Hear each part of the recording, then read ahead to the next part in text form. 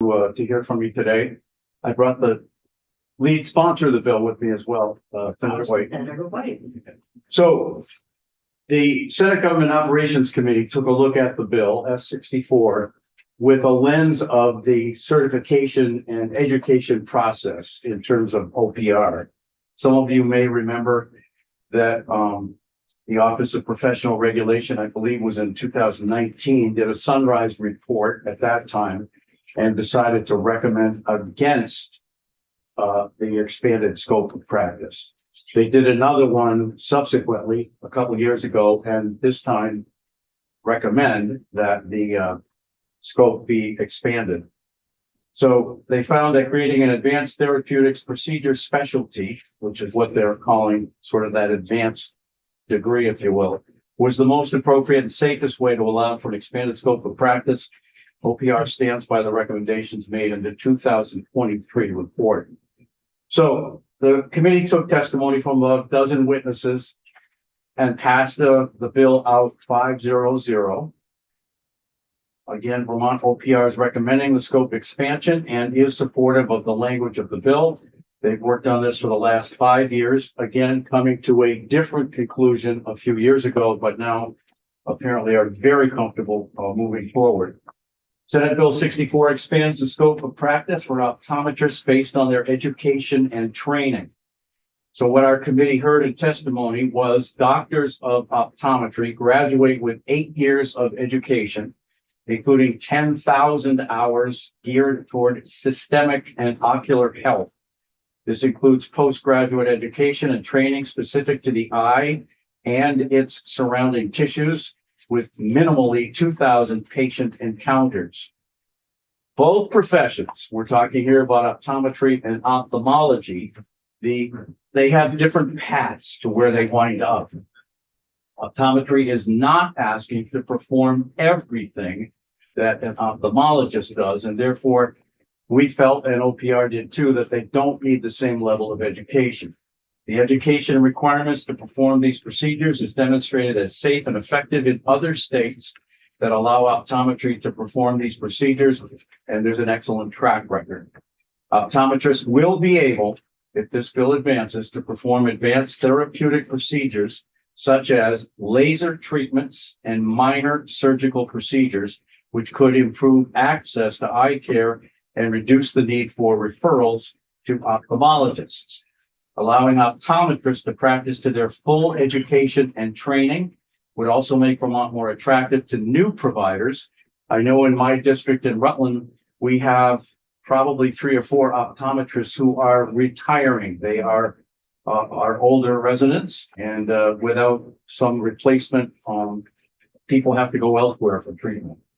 So we have 12 states that currently have this legislation. 14 other states have different parts of the procedures requested in the bill. This would allow optometrists to treat more conditions without referring patients to other specialists, thereby saving office visits, patient costs, travel, and wait times. We also took testimony that they would need to complete additional training, and they have to demonstrate competency in these advanced procedures, ensuring a high standard of care. The requirements in S-64 make Vermont among the most stringent in the country for states that allow this scope of practice. And the bill includes provisions for reporting adverse events and maintaining high standards of practice, which will ensure patient safety. I don't remember how many were in the sort of universe that we heard about, but the 12 states that currently allow this, as I recall, and certainly Senator White can chime in, there were 2 what were maybe described as bad outcomes, or at least 2 that didn't go as expected. And there were thousands of cases that obviously it did. But we felt in the Senate Government Operations Committee that the bill improves access to eye care services, it decreases healthcare costs, and provides optometrists with tools to manage more conditions while often cutting down on that travel, as I mentioned.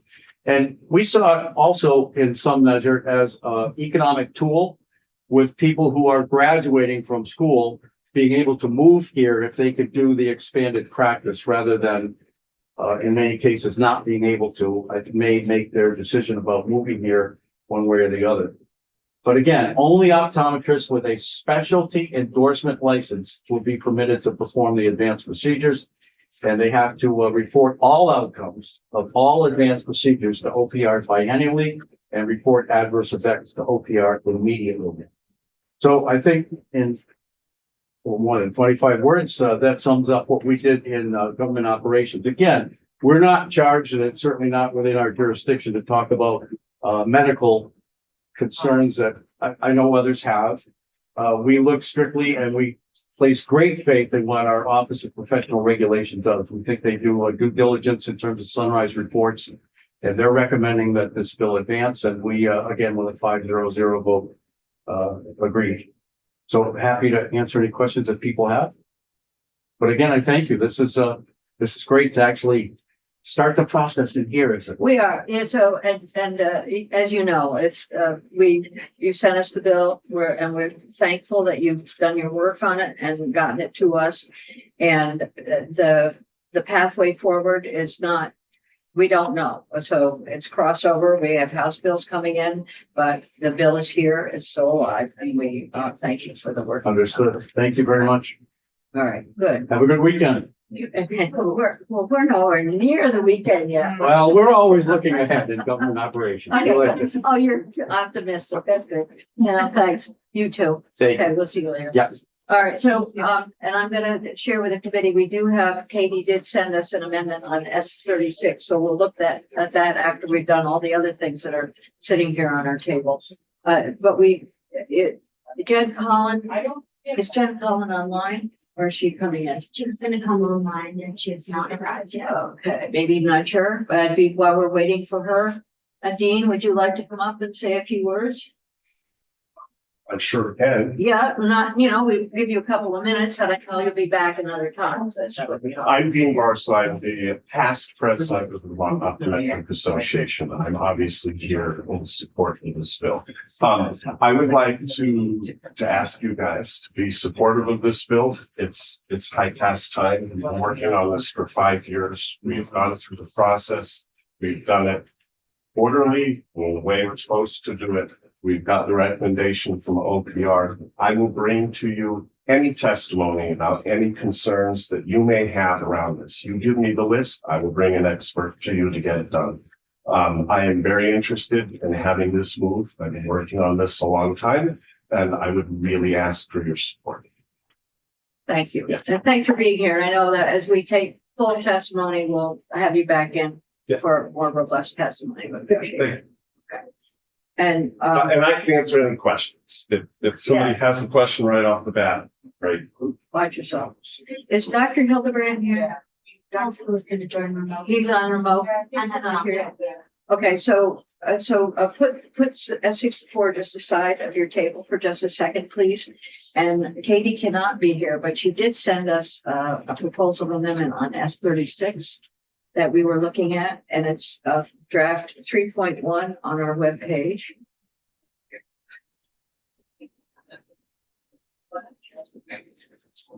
So what it has done is added in the language from Chad Day, and then included the study. Okay, so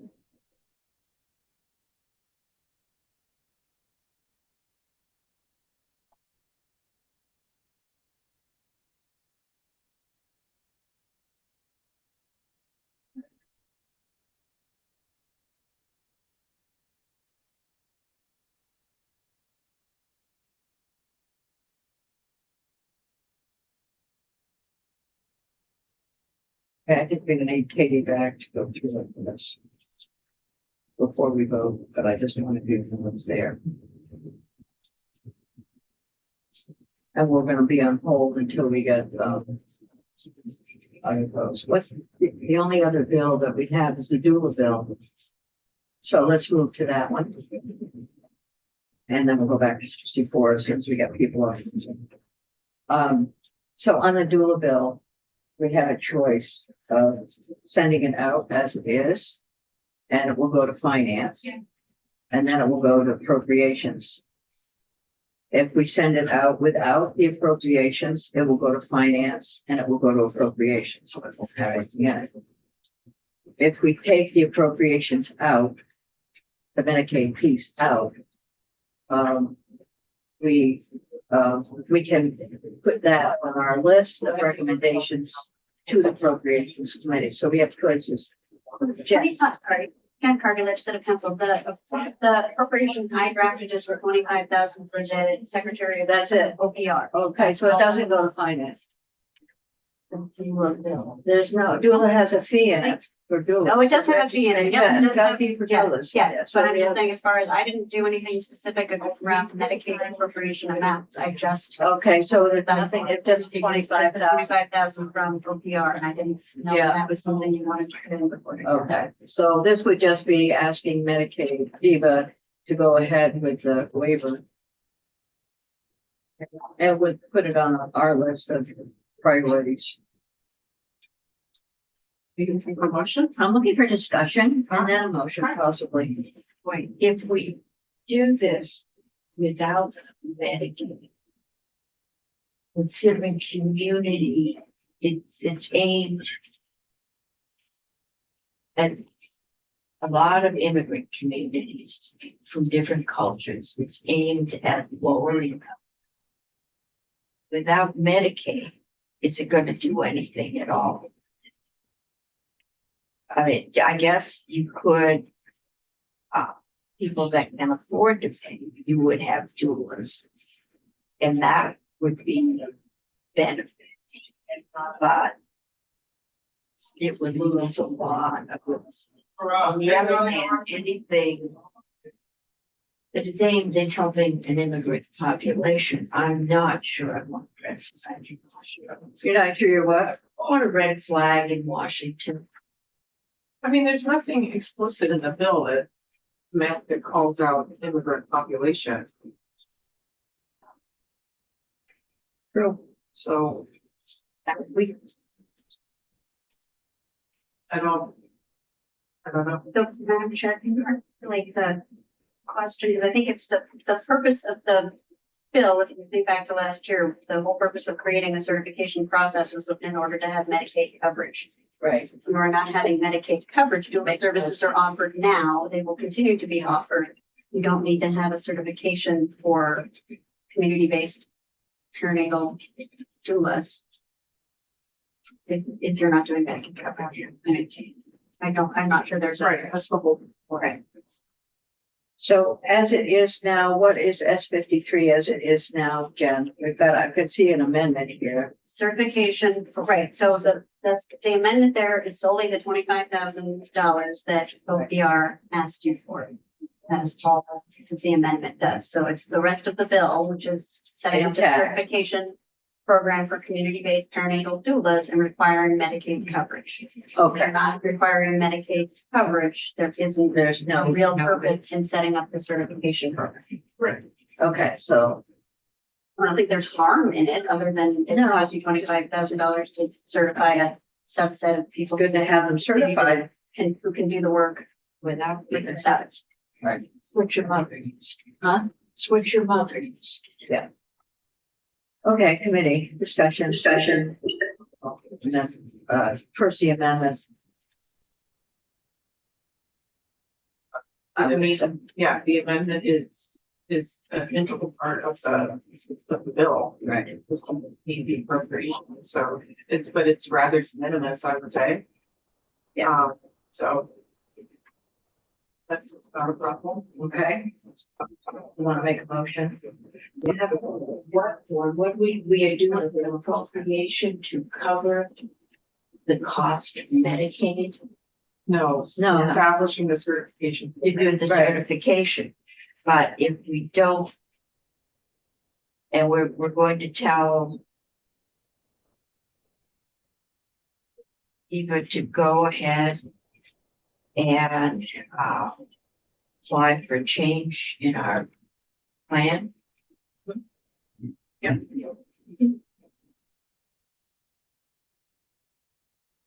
Then we'll look at the timing of that. That's in the bill. Okay. So discussion on the proposal amendment. Draft 1.1. Everyone should be amended. Okay, let's do that then. Okay, I'll make a motion to amend S 53 with draft 1.1. From 3/13/25 at 1:42 PM. Second on that? Second. Thank you. Okay, any discussion? Okay. Mr. Clerk, Hey, can you post S 53? what is separate? I don't have a separate one for amendments, do I? They could put us together and have two different lines. Okay.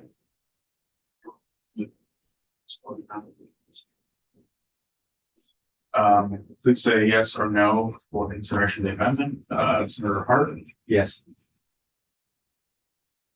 Senator Cummings, Yes. Senator Douglas, yes. Senator Gould, Yes. and Senator Lyons. Yes.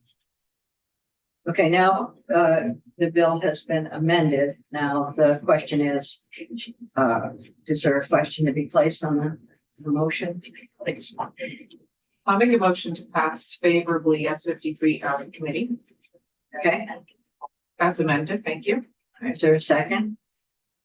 Okay, For discussion, could we have Alex give him like a 25-second hope, what he testified earlier on? The 25 seconds for refresher. go ahead, 25 seconds. Or 30 seconds. Yeah, absolutely. I can do my best. I think our main concern around this bill are threefold. Firstly, we don't have an appropriation here for Medicaid coverage, but we do have a mandate here for Medicaid coverage.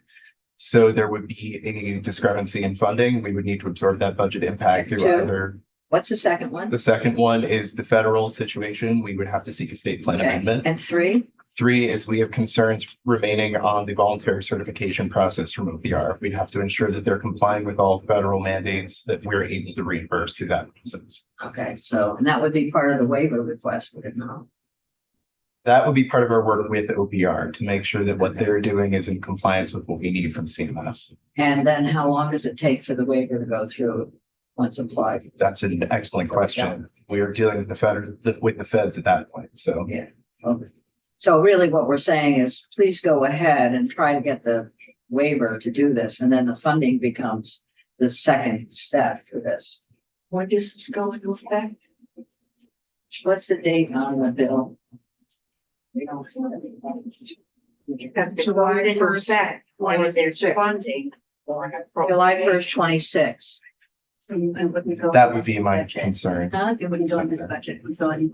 Would be next year, next budget. It'll be next budget. So we're giving a year for the conversation and things to happen and understand the implications of the Fed at the federal level. So there is some time in here to answer some of the Okay. hesitation. And the coverage does not begin until after we get approval. Right, you have to get the waiver first.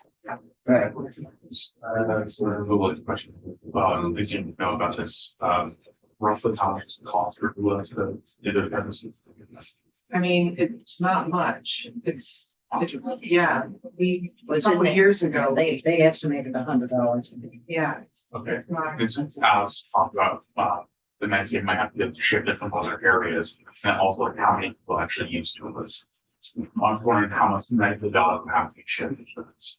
I can answer that if you'd like. Right, well, that's on page 54 and 55 Yeah. of the budget book. You look at that. And I mean, the uptake initially would probably be very small.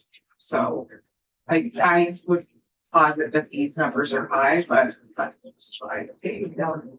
The maximum reimbursement for the model Positive. we propose is $2,100 per patient for all services. For 10% utilization, that's around $425,000. For 30%, that's about $1.3 million. And can I just, Yes, this is discussion time and we're going to close it in a minute because we want to hear from 2 more people on that 64. I just want to reiterate that OPR was passionately in favor of this when they came and spoke to us yesterday. And we've been working on this for a few years. And we heard testimony after testimony about how this fits in with the reform that we're trying to do. If you save one C-section, one premature birth, it's tens of thousands, if not hundreds of thousands of dollars that you're saving. That's why this is an upstream investment. It's really important at this moment in time. I agree with you 3,000,000%. Honestly. I'm just, saying my piece. So, and then the other thing you need to understand about that funding piece is there's time in there, but the waiver has to be applied for, it could be denied. And then if we get the waiver, then how do we pay for it? That's another whole step. And then the link with OPR. So there's a lot that happens between now and 26 when it actually happens. So I'm going to encourage us to. We have a motion. I'll take it. Thank you. Oh, we have a motion. And we've had discussion, so work. Please say yes or no on voting on the bill, favorable with amendment. What, so Are you doing the amendment? we did the Oh, I'm amendment. sorry. Now we're just doing the bill as amended. Please say yes or no. Senator Hart, Yes. Senator Tompkins, Yes, Senator Douglas, yes. Senator Gulick, Yes. and Senator Lawrence. yes. Okay. Now, thank you for your kind of trust in the process is gonna happen. And we do understand that going forward, we're gonna have some really tough decisions to be made regarding Medicaid and other things. But this seems like something that was gonna do exactly what Senator Gulick has suggested in his petition. Thank you. Are you gonna report this? Okay. Okay, that would be great. All right. So thank you everyone for their understanding today. This is a difficult day for us. We're moving forward. Dr. Hildebrandt, you are here, and just so you know where we are in our lives, we will be inviting you back as well as Dr. Dean, who was here. Huh? So if you could give us your initial opinion and information regarding the bill S64 optometry expansion of scope, that would be very helpful. And then I would appreciate your availability at another time, because we also need to hear from the Office of Professional Regulation after you. Absolutely. Chairperson, and thank you, members of the committee, thank you for giving me the opportunity to speak today. The proposal to expand the scope of practice for optometrists in Vermont. I'm here representing the Board of Medical Practice to address whether this expansion would best serve the people of Vermont by improving eye care and patient outcomes based on available evidence. The issue was extensively discussed in the Board of Medical Practice back in October of 23, following the preliminary report of OPR's report. The board unanimously voted against supporting the expansion of optometry's scope of practice at that time. The topic was revisited in January of this year, and while no formal vote was taken, there remained no support of the expansion as no new evidence had emerged. During our deliberations, we had three primary concerns. The OPR report found insufficient evidence that scope expansion would improve access. The OPR report found insufficient evidence that scope expansion would impact cost.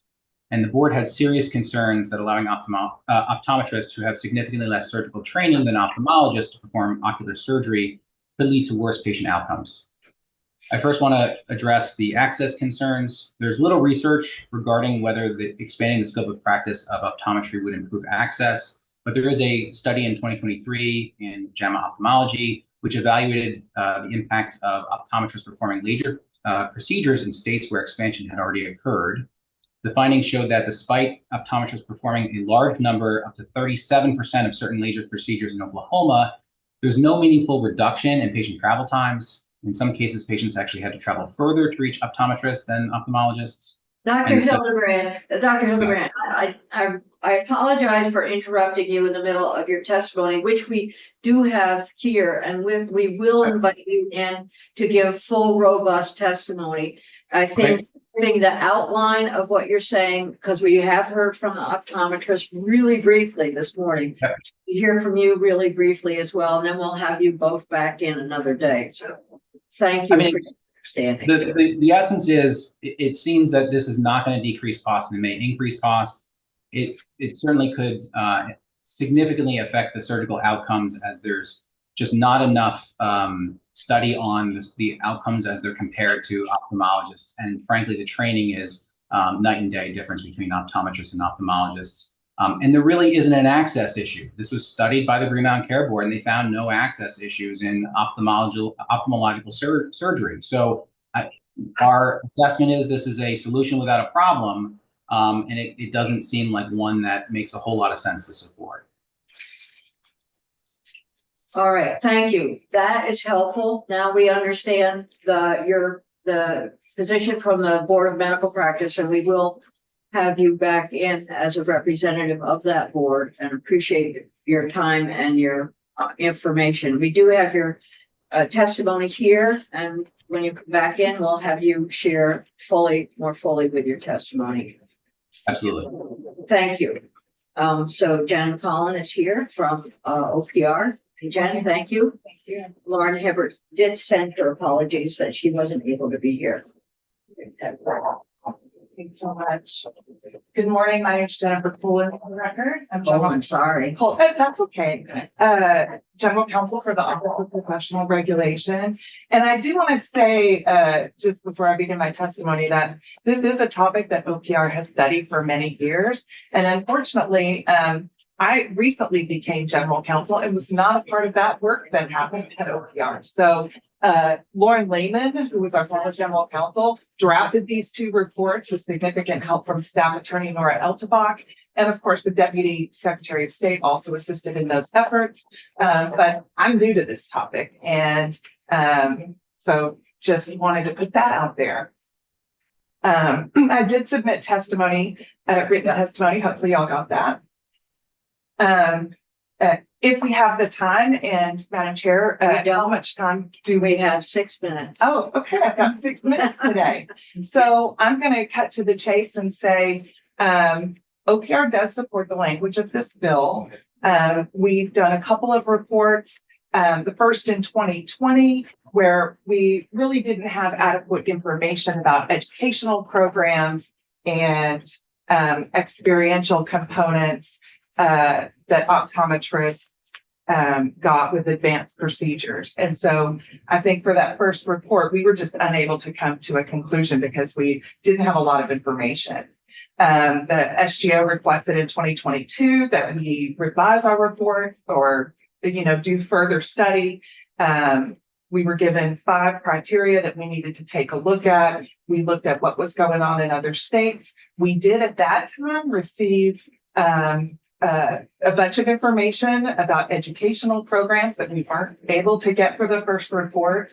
And after we did that study, engaged with, VMS and VOA and various organizations, as well as stakeholders, after we were able to do that, we issued this 2023 report, and that report recommended a scope expansion authorizing the issuance of an advanced therapeutic procedure specialty, which allowed specified surgical, laser, and injection procedures. And I'm glad we don't have much time today because I'm not going to have to read those words that I don't think I'm going to be able to pronounce anyway. Well, we're going to have you back in, so I'll practice. we'll have, we won't know if you mispronounce. Perfect. The optometrist would be writhing in pain at my pronunciation. But so OPR found that those procedures, those specified procedures, could be done safely if optometrists had,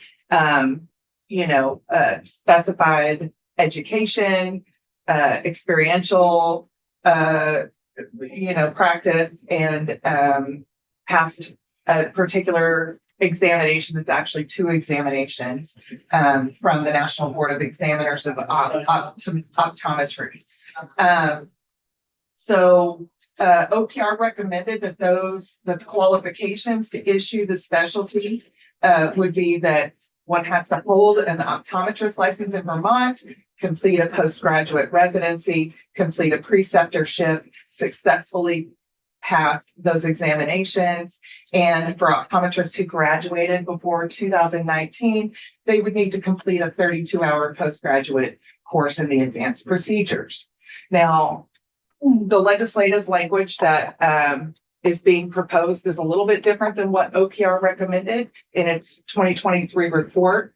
Primarily, we had recommended 100-hour preceptorship, which I believe the proposed legislation has an 8-hour preceptorship. And we had recommended a residency, a postgraduate residency. Essentially, OPR, after it submitted that report, engaged in further discussions with VOA and,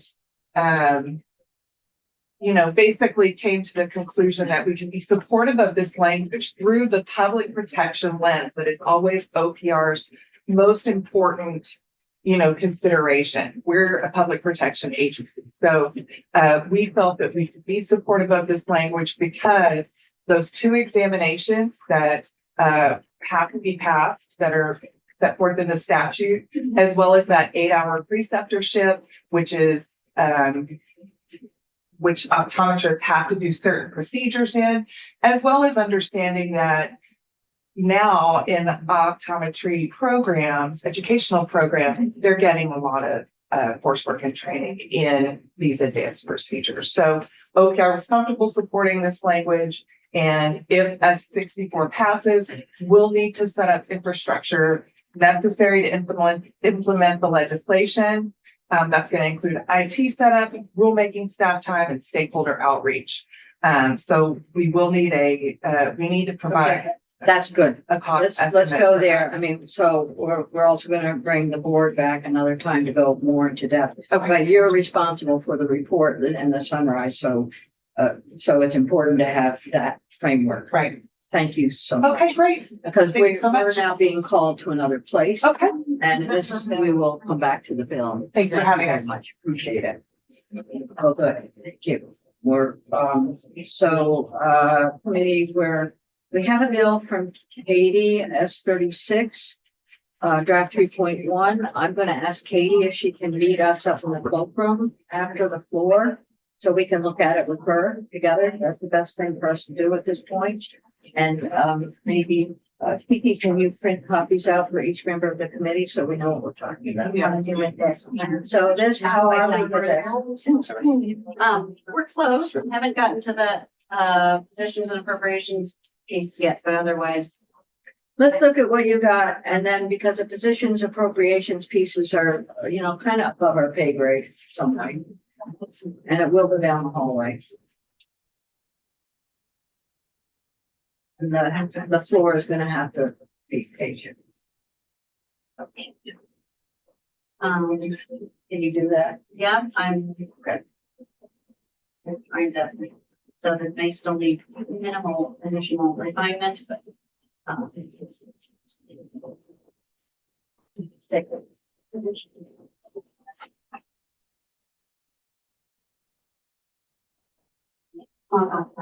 Three here. Do we have anything big on the floor today? Good thing. No. Not as big as yesterday, but good. Yeah. Does that have new?